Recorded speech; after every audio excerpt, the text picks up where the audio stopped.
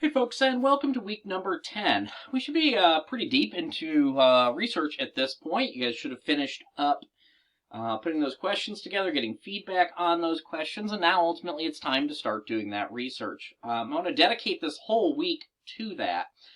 Don't hesitate to reach out to me or to Professor Moore for assistance along the way.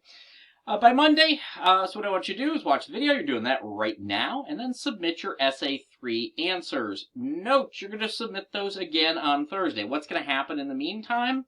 You're going to submit those on Monday. I'm going to try to get your feedback on them as soon as possible. One of the things I will be focused on is identifying, whether or not you're using the best source possible to answer these questions. In some cases, that might be a popular source. In some cases, it might be a scholarly source. I'll be sure to kind of push you towards the best source. So look for some feedback on that, hopefully Monday evening.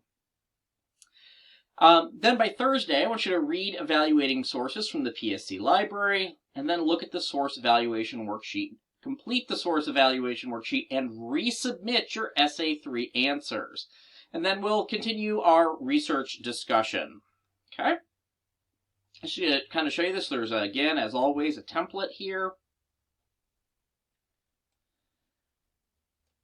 We recognize this because we used it last week for essay number 2, right? We put our 2 scholarly studies here.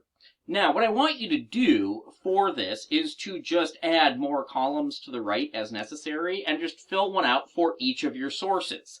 Some of these are going to be pretty simplistic, right? If it's like just a statistic from, I don't know, the Census Bureau or something, answering these questions is going to be very quick. But it will give you an opportunity to put your MLA citation together and to think about why this is the best source you can possibly find for this. Okay? So that's what we're going to do. Again, the template I've got has got some additional columns. There's no number of sources you have to have. But what I would say is if you can answer your question with a single source, someone already did the work for you.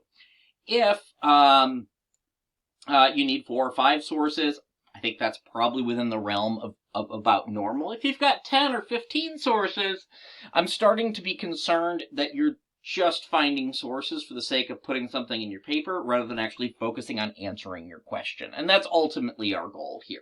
We'll start paper writing in another week, but right now I want us to focus on that research work. I'll also note, if you get a 1 on your research answers, for example, along the way, please don't hesitate.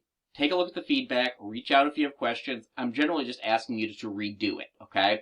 1 is always code for redo, and I'll have very specific feedback as to what I need you to redo in there, okay?